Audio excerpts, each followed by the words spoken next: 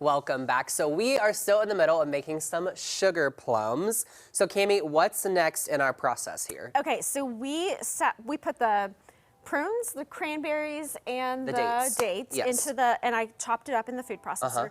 And then we toasted our walnuts and our almond flour. So I'm adding that in right now. Okay. And then we're ready for some seasoning. Okay. So tell me how much of these seasonings. Okay, so the seasonings you need, let's see here, a 1/4 teaspoon of cinnamon.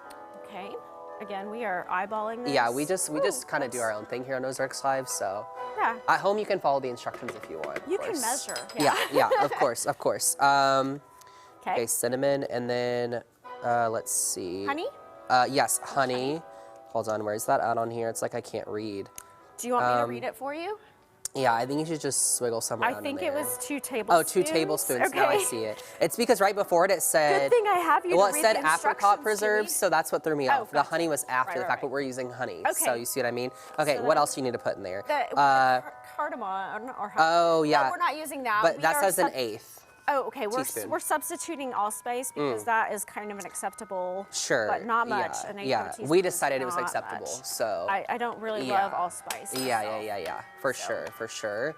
And then just a pinch of salt. Okay. So. And the other thing that was in that I am not using is the cloves because I just don't care for them. Just not your thing. And that's the thing about whenever you're cooking for yourself, you get to decide. Out. Yeah. So at home, if you decide you want to use the cloves, then great. Okay, so all I'm gonna do is use this to mix everything together. Okay.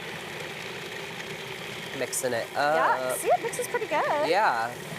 Okay, again, I don't want to completely pulverize it because we want some texture to it. Yeah, absolutely. But I think that's pretty good. And so now, basically, we're gonna roll up balls. This should make about 14 of these. Okay. Oh, it's nice and warm from the toasted nuts. Okay, so then you roll it in your sugar, and that's why it's really cool to have like really the big grain. Yeah. You want to roll that for me? Yeah, just roll it in there.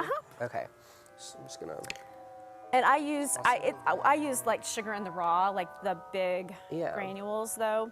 Is that like enough, or you to put more, or does it just our choice? I think it's your choice. Okay, then put it on the parchment. However you want it, and then put it on parchment paper. Okay.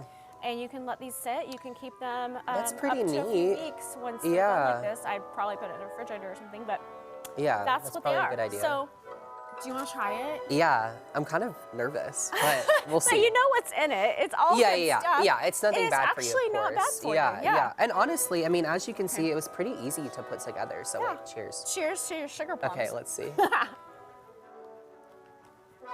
do you think?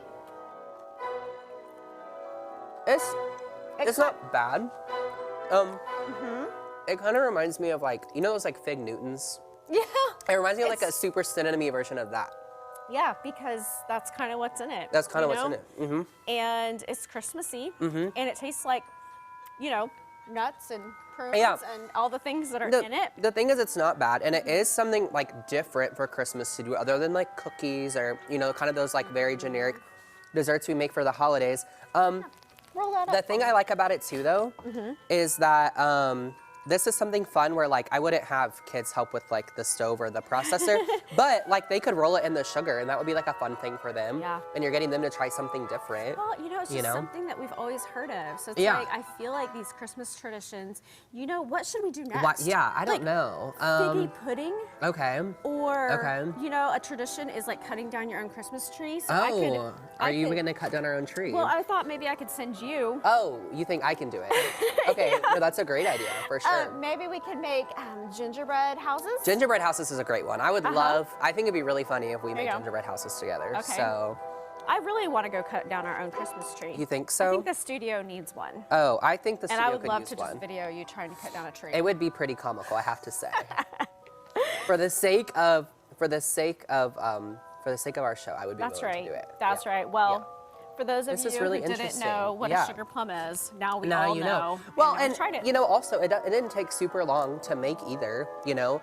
And so maybe if you, if as a family it's your tradition to make Christmas cookies, maybe you just add this into that baking day as well, and you just try these out. Are you okay? Yeah. Did you just hurt yourself? I think I just hurt my wrist on the pan. So, All right. right. Well, we will see what our next Yeah. project is, but I'm thinking maybe figgy pudding. 'cause I like have it. no yeah. idea what that and is. I honestly, I think this was pretty successful, and it really was. It was pretty It good. was worth the effort. It was. Because it was minimal effort. Yes, so. of course. All right. Well, up next, we'll bring you the latest headlines out of Hollywood. Ozarks Live will be right back. Stay with us.